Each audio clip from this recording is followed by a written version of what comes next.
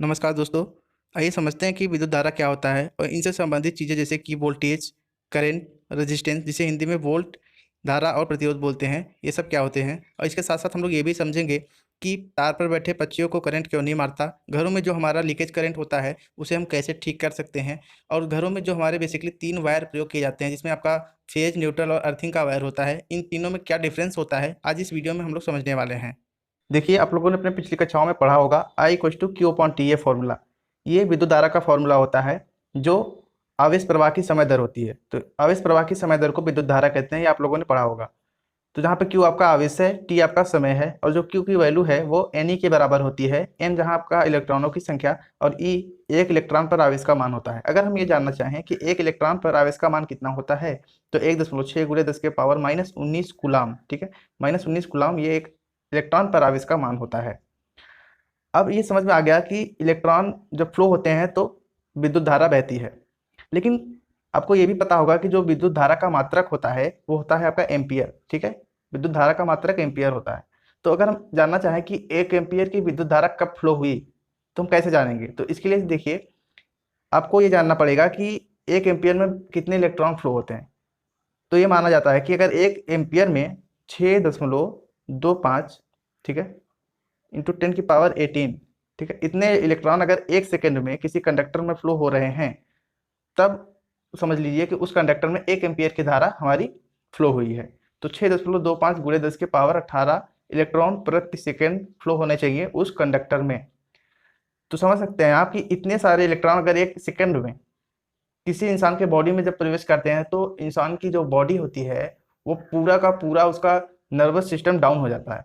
तो इसलिए उसे करंट लग जाता है बहुत झटके से, क्योंकि इतने सारे इलेक्ट्रॉन किसी बॉडी में मतलब जाना बहुत ही खतरनाक हो सकता है, ठीक है। तो इसलिए हमें करंट लगती है। देखिए, तो आप लोगों को ये पता चल गया कि इलेक्ट्रॉन जब फ्लो होता है तो करंट हमारा भी फ्लो होता है। तो इलेक्ट्रॉन के प्रवाह की दर को हम विद्युत धारा कहते हैं, ये आपको समझ में आया होगा। लेकिन अब बात ये आती है कि ये इलेक्ट्रॉन अपने आप फ्लो नहीं होता है, एक कारक है जो इसे बाहर की तरफ धकेलता है। तो वो कौन सा कारक है, तो उस कारक को बोलेंगे हम वोल्टेज, जिसे हम वी से डिनोट करते हैं। तो वोल्टेज है जो इलेक्ट्रॉन को आगे की तरफ बढ़ाता है, और इसके विपरीत रेजिस्टेंस है यानी कि प्रतिरोध, जो इलेक्ट्रॉन को रोकता है। तो इलेक्ट्रॉन को इधर से ये रोकेगा और वोल्टेज इधर से इसको बढ़ाएगा, और बीच में हमारा इलेक्ट्रॉन रहेगा।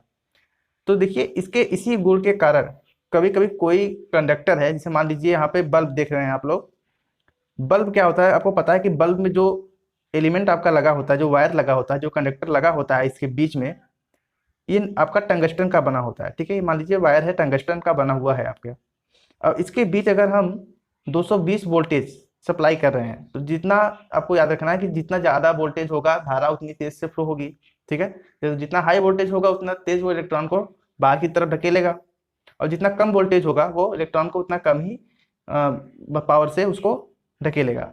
तो यहाँ पे देखिए, जो आपका टंगस्टन होता है इसकी प्रॉपर्टी ये होती है कि इसमें रेजिस्टेंस यानी प्रतिरोध बहुत ज़्यादा होता है, इसके कदम कदम पर प्रतिरोध ही होता है, ठीक है, बहुत प्रतिरोध होता है। अब वोल्टेज यहाँ से दिया गया, इलेक्ट्रॉन यहाँ पे फ्लो हो रहा है, लेकिन इतने सारे प्रतिरोध हैं कि इसे आगे की तरफ बढ़ने ही नहीं दे रहे हैं। तो ये इलेक्ट्रॉन क्या करता है कि अपनी पूरी की पूरी एनर्जी उस कंडक्टर में रिलीज कर देता है, जिसके कारण वह कंडक्टर जो है वो चमकने लगता है, हीट हो जाता है, गर्म हो जाता है, प्रकाश देने लगता है। और उसके इसी गुण का प्रयोग हम लोग विद्युत बल्ब में कर लेते हैं, जिसे यहाँ पे आप देख सकते हैं। तो उम्मीद करता हूँ आपको समझ में आया होगा कि वोल्टेज, प्रतिरोध यानी रेजिस्टेंस और धारा क्या होता है, ठीक है। तो ये 3 चीजें मैंने आपको बता दिया कि वोल्टेज, रेजिस्टेंस और करंट क्या है। अब आइए समझते हैं कि तार पर बैठे पक्षियों को करंट क्यों नहीं मारता, ठीक है। देखिए, तार पर बैठे पक्षियों को करंट क्यों नहीं मारता, ये समझने से पहले हमें ये समझना है कि कितने टाइप के वायर होते हैं जो हमारे घरों में प्रयोग किए जाते हैं। तो बेसिकली 3 टाइप के वायर होते हैं जो हम अपने घर में प्रयोग करते हैं, जिसमें आपका फर्स्ट है रेड कलर का, दूसरा आपका दिखाई दे रहा है ब्लैक कलर का है, और जो तीसरा है वो हरे कलर का है। तो फर्स्ट वाला जो है आपको दिखाई दे रहा है, इसको बोलते हैं हम फेज, या फिर इसे गर्म तार भी बोलते हैं।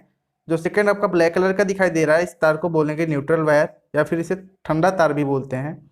और जो आपका थर्ड ग्रीन कलर का वायर दिखाई दे रहा है, ये आपका है अर्थ यानी कि अर्थिंग वायर जिसको बोलते हैं, ठीक है। तो 3 टाइप के वायर होते हैं जो बेसिकली हमारे घरों में प्रयोग किए जाते हैं। इनमें से आपका जो ब्लैक और ग्रीन है, इनमें ज़्यादा डिफरेंस नहीं होता।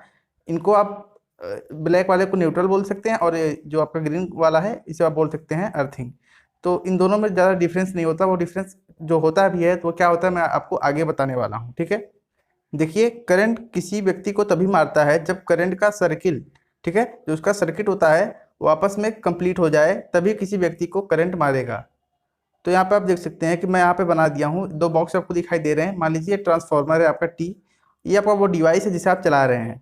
तो आपको पता है हमारे घरों में जो डिवाइस यूज होते हैं, जो भी इक्विपमेंट हम चलाते हैं, उसमें हमारे दो वायर आते हैं, एक फेज आता है, एक न्यूट्रल आता है, ठीक है। तो ये मान लीजिए आपका फेज है और ये वाला आपका न्यूट्रल है। अब होता क्या है कि फेज से वायर इस डायरेक्शन में आगे की तरफ जाता है, और जो आपका ये न्यूट्रल वाला वायर है इसमें ये होकर आता है और यहाँ से वापस चला जाता है। तो ये पूरी तरीके से सर्किट कंप्लीट होता है। अब आप पूछेंगे कि ये न्यूट्रल से होकर जाता फिर कहाँ है, फिर वापस ट्रांसफार्मर में जाता है ये। तो ये ट्रांसफार्मर में वापस नहीं जाता। आपने देखा होगा कि ट्रांसफार्मर में नीचे की तरफ ग्राउंड में एक वायर गया रहता है, तो न्यूट्रल के रास्ते होते हुए ये जो आपका करंट है वो ज़मीन में चला जाता है। तो इसीलिए जो अर्थिंग वायर होता है वो भी यही काम करता है, वो भी ज़मीन से जुड़ा होता है, और ये आपका न्यूट्रल वाला वायर ये भी ज़मीन से ही जुड़ा होता है। तो कहने का मतलब है कि अर्थिंग और न्यूट्रल में ज़्यादा डिफरेंस नहीं है। तो इसी बात को मैं आपको समझाने की कोशिश कर रहा था। तो आपने यहाँ पे समझा कि फेज से लाइट आएगी और न्यूट्रल से होकर ज़मीन पे चली जाती है, तब सर्किट कंप्लीट हो जाता है और कोई भी डिवाइस हमारा चल जाता है। देखिए, ये तार पर कुछ पक्षी बैठे हुए हैं, आपको दिखाई दे रहा है यहाँ पे पक्षी बैठे हुए हैं, यहाँ पे बैठे हुए हैं और नीचे वाले पे भी बैठे हुए हैं। अब ये 3 वायर आपके पास हैं जो हमारे घरों में प्रयोग किए जाते हैं, सिर्फ ट्रांसफार्मर से हमारे यहाँ लाइट आती है, ठीक है। तो मान लीजिए ये वो वायर हैं। अब इस पे जो पक्षी बैठे हुए हैं, आप ध्यान दीजिए कि ये हमेशा एक ही तार पर बैठे हैं। ये आपका फेज है, ये न्यूट्रल है और ये वाला अर्थ है, ठीक है। तो पक्षी फेज पे बैठा है और दूसरा पक्षी न्यूट्रल पे बैठा है, तीसरा अर्थ पे बैठा है। अब इन तीनों को करंट इसलिए नहीं मार रहा क्योंकि ये अलग अलग वायर पर बैठे हुए हैं, इनका सर्किट कंप्लीट नहीं हो रहा है। करंट को जाने का तो रास्ता मिल रहा है, लेकिन जब आते वक्त ये इनके शरीर से होकर नहीं आ रहा है करंट, ठीक है। जाने को तो ये जाएगा लेकिन आने को नहीं आ रहा, इसलिए जो पक्षी बैठेंगे इनको करंट कभी भी नहीं मारेगा। लेकिन गलती से भी अगर ये पक्षी, इनका पैर या फिर कोई पंख इस वाले वायर से आकर टकराता है, ठीक है, उसमें टच भी हो जाता है, तो तुरंत इनको करंट मार देगा और ये मर जाएंगे। तो आपको समझ में आया होगा, किसी भी व्यक्ति को करंट मारने के लिए करंट का सर्किट कंप्लीट होना जरूरी है। सर्किट कंप्लीट होगा तभी व्यक्ति को करंट मारेगा, अन्यथा नहीं मारेगा। तो अगर आपने एक हाथ से अपना फेज वायर पकड़ा है तो आपको करंट कभी भी नहीं मारेगा जब तक आप अर्थिंग या फिर न्यूट्रल का सोर्स नहीं पाते हैं। तो न्यूट्रल का सोर्स का मतलब ये है कि आप जब बैठे हैं तो आपके पैर या फिर हाथ कहीं भी जमीन के सोर्स से टच नहीं होने चाहिए, नहीं तो आपको करंट मार देगा, ठीक है। तो ये थे कुछ एग्जाम्पल जो मैंने आपको बताए हैं। उम्मीद करता हूँ आपको समझ में आया होगा।